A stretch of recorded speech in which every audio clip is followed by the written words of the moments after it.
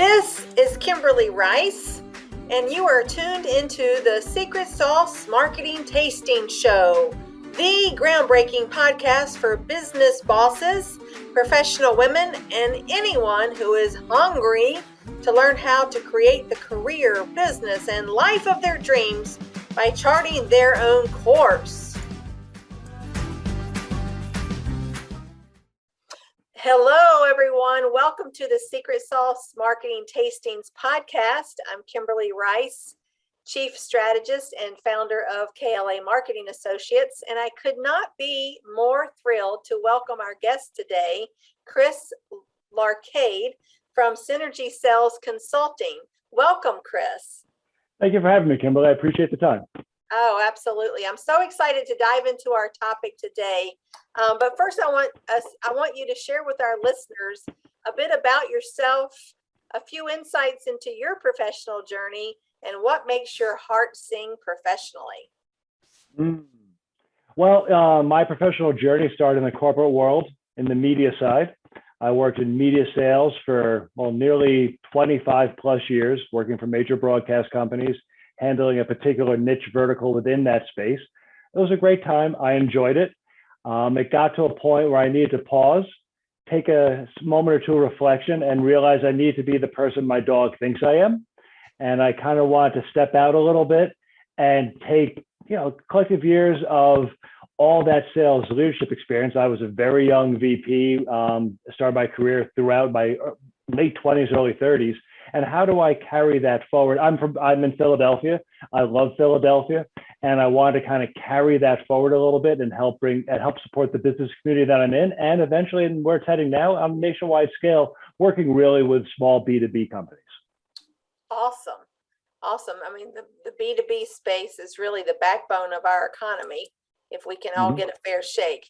So, as an experienced business leader and executive sales expert from all that background, share with our listeners your unique approach to sales in the service sector.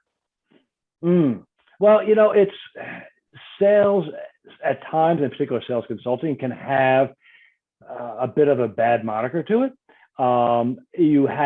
Sales is not as cut and dry as people want it to be. It's not X plus Y equals Z. There's usually a couple of parentheses involved there. You need to approach each sales situation and realize there's a human component as well as a revenue component. If you don't get those two to work correctly, one of the two is going to fall apart. If your human component falls apart, you're not going to generate the revenue. So how do you balance that out correctly is really how I approach an engagement. It's not you must do this, you must do that. It's, okay, this is your situation. This is what we need to do to push this forward and solve the pressure point that you may have at that time, or typically more often than not, multiple pressure points that they're having at that time. Right. So it's the human component, and what was the second one? From a sales aspect, there's always the revenue component, right? But how do you can't just have people go out and be automatons and expect them to behave in a certain way or act in a certain way or hit certain goals without defined parameters, right? So you need to give guardrails. You need to have a system. You need to have a process to enable that human component to carry forward. Exactly. And so what does that look like in a, say, professional services setting?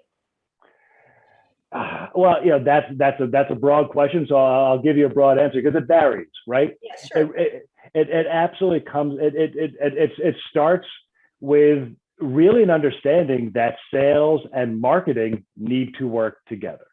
I have seen more engagements than not where you have sales and marketing just at loggerheads the entire time, and there's no reason for that. In my approach and the way I look at it, marketing establishes the value proposition of what you're bringing to market. They establish what that is and what you're bringing forward. It's sales' responsibility to work with marketing, understanding what the value proposition is, and then position within the market. It's my opinion, not for sales to determine what the value proposition is of the product, because then you go off the rails, you end up with divergent messages within the marketplace. So one of the first things I look at is how are sales and marketing working together, if they are at all, and how can we get that to work in a broader scope? What sort of sales process do they have in place? What sort of compensation plan do you have in place? Because more often than not, I have seen tons of small businesses have compensation plan X, Y, and Z. In my opinion, that doesn't work. You can't have 3 different compensation plans for 3 different sellers. You need to have everyone singing off the same song page. And you need to really, these days in particular, especially in this COVID remote universe that we're in, you really need to have a good CRM in place, and you need to use that CRM. I have seen people overinvest in CRMs that they don't need, that are way too robust for small businesses. And I've had people have the correct CRM, but they put it in once, they did the basic, they moved their, to use an old term, their Rolodex into the CRM and never updated it. You have to understand what's going, especially with everyone being remote, understand the communication to the client and internally. So if you pick up the phone, you need to, and talk to the client, you need to know what's going on. If you're sitting in manufacturing, you need to know that the conversation X, Y, and Z happened here with sales or with design. And these days, since we're really not in the same building, for most part, you need to have a good maintained CRM. So that's part of the process as well. So that's very fascinating. I mean, of course, my background is all about communications and business growth strategies. And multiple firms that I've worked with have really resisted the CRM component and the philosophy, because they hoard their clients, the principals in the organizations, and they don't really, it comes down to lack of trust ultimately, that they don't want anybody touching their clients, that are in their CRM. But what do you see as far as, given where we are in the work from home environment, primarily some hybrid organizations all over the place are really struggling with how to bring a balance to, bringing people back to work. But, do you see anything in the sales space as far as technologies that's helping them bridge that gap? Well, I'm going to circle back and go to a good CRM and a well-executed CRM. From that, in my opinion, in the sales space, in terms of customer relationship management, that's really where it sits. I'm not going to plug an individual product over another product. I think everyone has good and bad. They really do. Really, the best product in the world is useless if not used at the client level. You can bring it in, but if you're not implementing it, it's not helping you in any way whatsoever. But I want to circle back a little bit to what you said about people holding the information close. And I understand that, right? You don't want to give out the good leads. You don't want to lose this client or that client. I look at that, and this is not in my necessarily bailiwick, but to me, that rings a little bit of an institutional issue. Where's that lack of trust? We cannot, I am convinced, we cannot exist in this hybrid universe that we're probably going to be in for a bit if you don't have transparency and you don't have open communication across teams and across departments. I understand the proprietary nature, and that varies, I'm sure, depending upon the profession. But if I'm hit by a SEPTA bus tomorrow, someone behind me needs to know what I'm working on to maintain, I'm sorry, I was hit by a SEPTA bus, but that client needs to continue working. And you can't keep everything secret anymore. And I used to be that person when I was selling. Oh no, you can't talk about that lead. No, I'm talking. It's about bringing the company forward. It's about rising water raises all ships. So I push back on people trying to keep information close to the vest because, again, a little bit dependent upon profession, it should be shared because that's what makes the company on a whole healthier and run more smoothly, in my opinion. I couldn't agree more. I have fought those battles. I have fought those battles with trying to pitch and sell CRMs into professional services firms.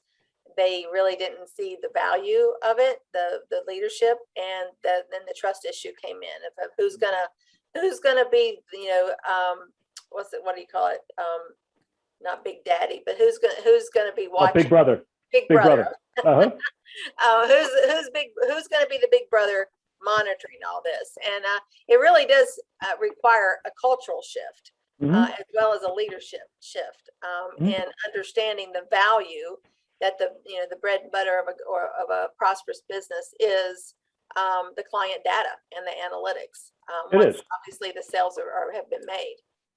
So yes, So I'm just curious, let's talk a little bit about what kind of a good segue is client satisfaction.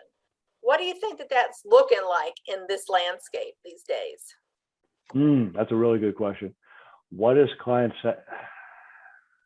You know, there's probably a couple places we can land there. The obvious is, hey, they have a product and the service, they're happy with their service. Is that going to retain them though? Is that just because they're happy with the service, are they coming back? Because you can be happy with a service anywhere. You can buy a Chevy and like it, but you can buy a Ford and like it just as much too.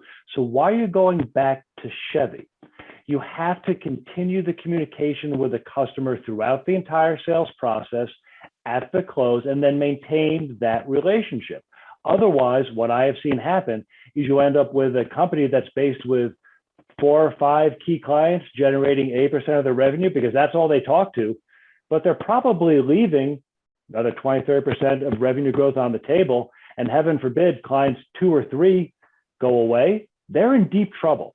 So you always have to make sure that client satisfaction isn't, in my opinion, just being happy with the product. It's being happy with the overall experience of interacting with your company. Because if not, they're going to find someone they're happy interacting with.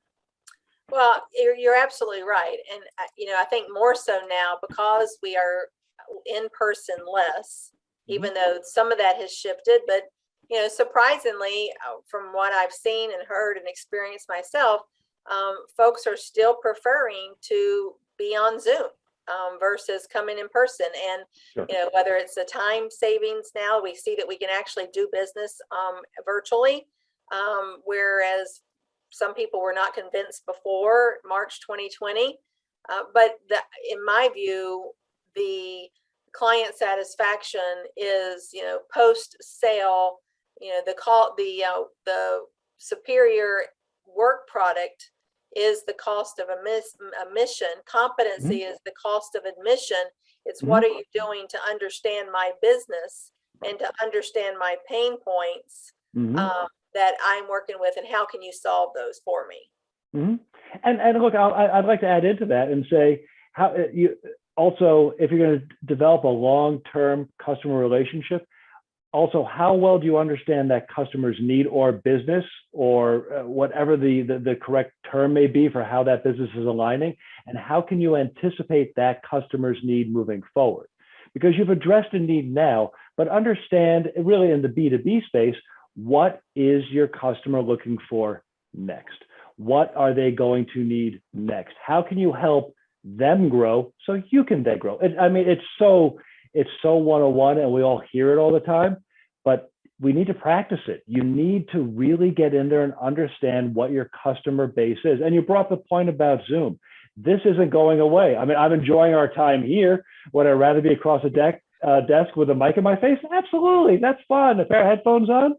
But we need to understand how to use this. I just sat here trying to adjust my screen a little bit because I thought I was a little too high, a little too much head above me.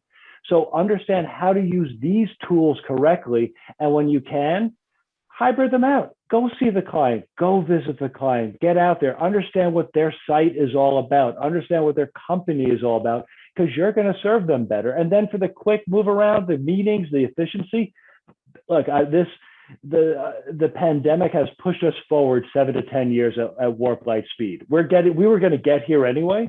So now we're here. Let's learn how to use these tools better and make them human and a genuine connection. I think that's the struggle for a lot of people, is how do you make this genuine, this Zoom environment genuine? And sales, that's important.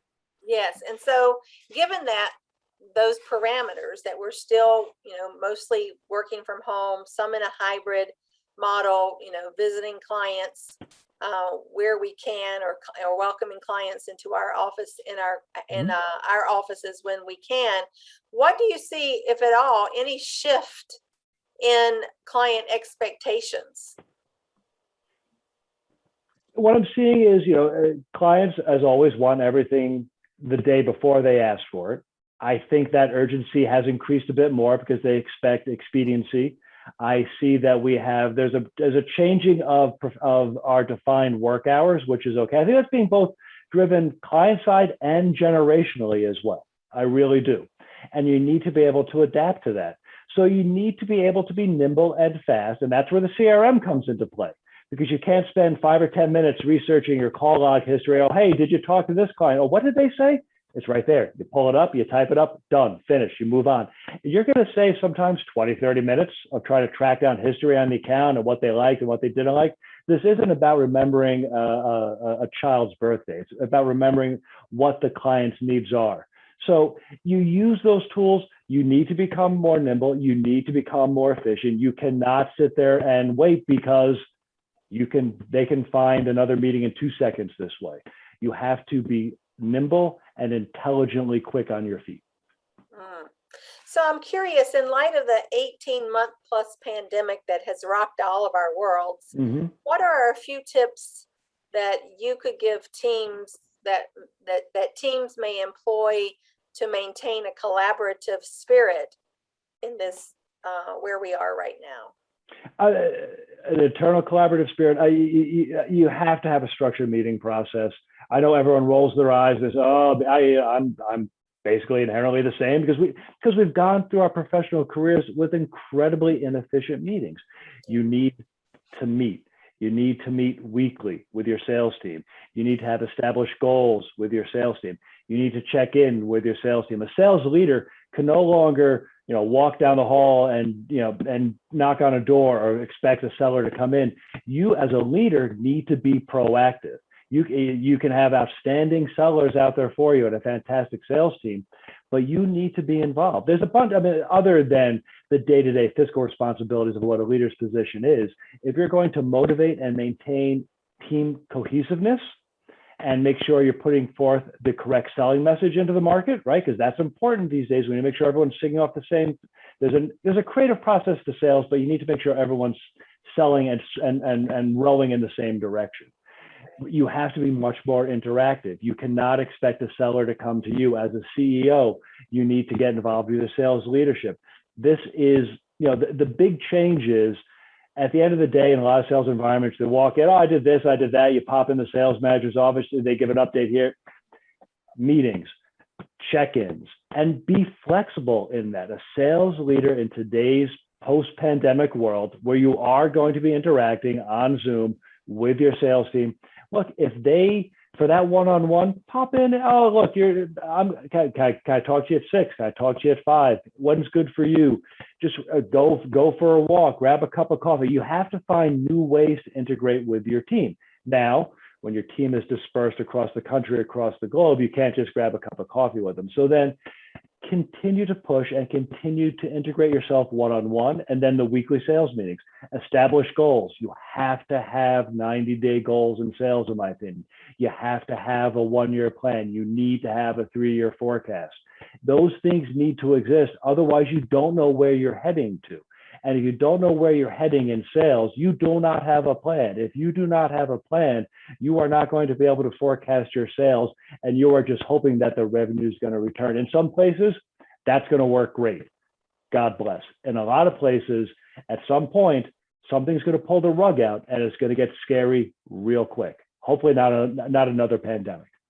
So how would you, that's excellent counsel and advice, but what does that look like in flat organizations, such as accounting firms or law firms or financial services firms, where they're flat? They may or may not have, quote, sales teams that the principals themselves are the rainmakers. Well, I guess the challenge to that would be, if sales are flat and you're happy with that, good. That's great, and then perfect for them. But if your sales are flat, why are you happy with flat sales? Why are you happy? I'm speaking about the organizational structure of services firms, firms like accounting firms and law firms, and accounting Sure. and law are two. Financial services firms, the actual principals, the rainmakers, are the salespeople, though they're not trained in sales. And it's something that they really mostly do not enjoy. And so it's, what would you say to that landscape as far as the structure of to those professionals? I say if they don't enjoy sales, I understand what you're saying, that they're the ones doing, because that's what they've always done. And that is actually what a lot of my clients, where they start out, they've been doing sales. They did not get into the business to do sales. They got into the business to design buildings. They got in the business to be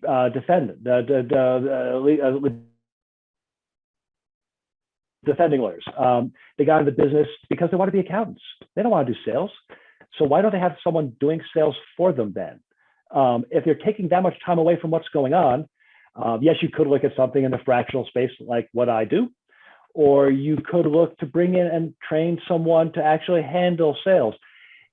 There's a sales professional can probably, at the end of the day, position a flat business, such as an accounting or a legal firm, in general, better than that owner can if who's been doing it for 10 years. Yes, they understand the business, they understand what it is, but there's a certain level of engagement and there's a certain type of personality that a salesperson brings to the table. And more importantly, I ask these owners when I sit down with them, why are you doing sales? Well, because I always have. Do you enjoy it? No. Then why are you doing sales? Because you got your CPA because you enjoy accounting. Let me help you find someone to do sales and we'll work on that. And you can go back to being an accountant and work through that and push the firm in that direction. That's I say, why are you doing it? Bring in someone to handle sales. It doesn't need to be some highfalutin executive VP of sales, but you can bring in a sales leader and take a huge amount of stress off that CEO or managing partner, whatever the case may be. Well, one of the caveats to that, and I know in legal services, there's a lot of ethics issues. Sure. That folks who are not, they call them non-lawyers, professionals, C-suite folks who do not have a JD, cannot actually make sales. There's lots of things that you can do to, create warm leads and make connections and introductions, but you actually cannot close a sale. I mean, that is ethically not allowed in that professional services space. 1,000%. So I understand that, and I should have mentioned that earlier, but then bring a person in to get you those warm leads. How much time are they spending developing the warm leads? They're probably going to the same social circles within reason. They're probably going to the same places within X, Y, or Z. And probably a sales leader probably has more resources and a wider network to bring in those warm leads and qualify those leads. If a managing partner is spending 60% of the day working leads, and of those leads, 5% turn into something of a valuable client, that is a massive waste of time for someone who really should be doing probably something else in terms of managing the firm or practicing. Right. So you bring someone in, that's the offset. That is, I've just given you back 35, 40% of your day. And that's a little bit dramatic, but that's 20%. That's a lot of time in a day. That's a lot of time. We talk about managing a customer relationship, for them to go manage that customer relationship, to make sure that customer or that client remains satisfied, because there's a huge value. A sales leader can speak to a client. A CEO or the lead at a firm speaks to a client. There's a lot of value in retaining the client with that. So those phone calls become incredibly valuable. And it frees up time for small little things. 2 phone calls like that, who knows what that's going to pay off for in another 6 months or 8 months. Right. That's where that's my sit on that. No, that's great. And I think more firms are increasingly recognizing what I said earlier. If the service professional focuses on what they do best, and then leave, everyone stay in their own lane as far as what their subject matter discipline expertise is, then then it's a lot easier to move the organization as a whole forward. But there's a lot of history there of not having done that. So here's one of my favorite questions, Chris, that I love to ask my guests. What's that? If you could give your younger self one piece of professional advice, what would that be? I think that's a moving answer for me sometimes. The real honest answer is remain true to yourself. Remain true to who you are. That's important, and that's incredibly important. I learned after many years in sales. Don't be the person who your client or your prospective clients you think they want you to be. Just be genuine. And I had to learn that. I had to learn that being genuine has a greater value than just speaking what you feel is meant to be said at the time. Great wisdom right there. That is so true. I mean, you just can't chase the sale. You really have to embrace who we are as individuals and professionals, and we're not going to be everyone's cup of tea, and right. Be completely fine with that. Yeah, I agree with that. At the end of the day, it's a bumper sticker. My goal is to be the person my dog thinks I am. And that comes to how I live my life, and that comes to how I interact with my clients and my engagements. And just balance it out that way. Yeah. So what's the name of your dog? Oh, my dog's name is Maurice. He's sitting on the chair next to me over there. He's Maurice. He's a vicious little 19-pound Cavalier King Charles. He'll rip your throat out, I tell you. I love King Charles Spaniels. So adorable. So adorable. They're mushes. They really are. He's a good guy. He's a good guy. He really is. That's phenomenal. So before we wind up, Chris, I wanted to give you an opportunity if there's anything additional that you'd like to offer our listeners, a couple of tips on how they can approach sales, or mindset shifts in the post-pandemic landscape, anything at all that you would like to offer. And then, of course, we want to certainly offer a way for our listeners to connect directly with you. Oh, sure. I appreciate that. In general,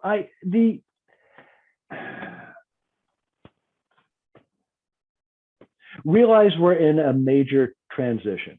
Realize that transition involves technology, and it involves generations, and it involves how the generations interact with technology. And we need to be adaptable, and we need to understand that. And what existed 2 years ago, it's kind of like Shane, it's not coming back. So we need to move forward, and you need to be able to be agile, and you need to be able to adapt, and you need to be able to raise a hand and say, hey, I need help here.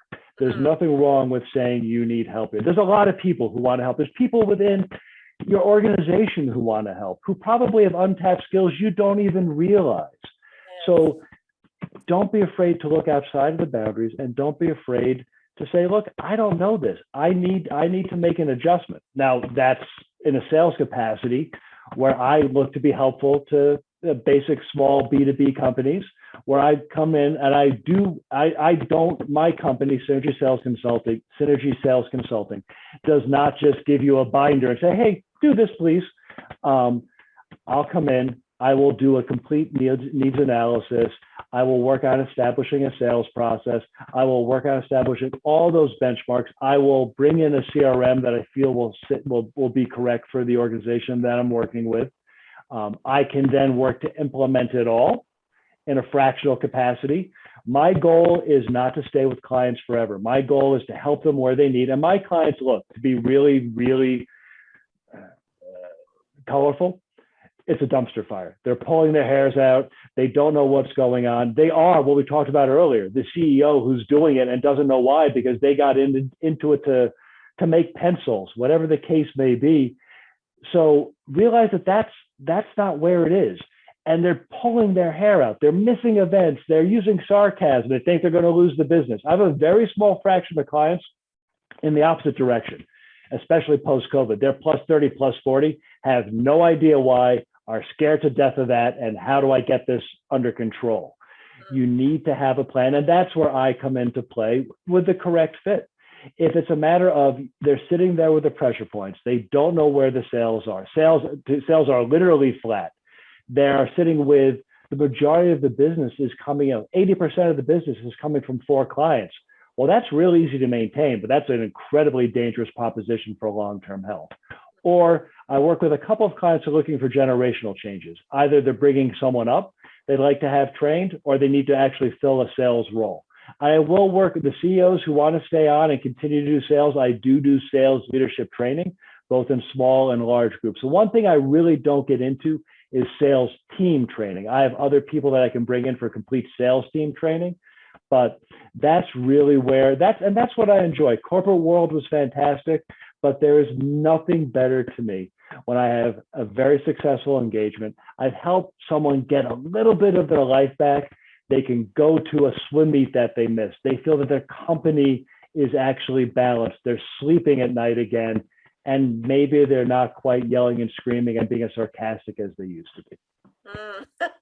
Less sarcasm, happier people, happier lives, right? Absolutely. Yeah. I'm actually looking to pull up. I'm going to pull up my email address so I can read it correctly for you. Or are you going to post that by any chance, Kimberly? Of course. Okay. And just in case, it is Larcade at sales, XCELERATION.com. Larcade at salesacceleration.com. And, Kimberly, I got to thank you for this time. This has been such a nice talk. I appreciate you letting me do a little 2-second shtick on synergy. That's fantastic. And I hope I can come back and chat again, because this has been really nice. Would love that. Thank you so much, Chris. And to our listeners, this concludes our episode of Sales Talk with Chris Larcade today on Secret Sauce Marketing Tastings, because we are all in sales. Every day, all day, regardless of your job, your profession, your entrepreneurial endeavors, we are always in sales. And so it's great to learn, some tips from the experts. And so until next time, thank you, everyone.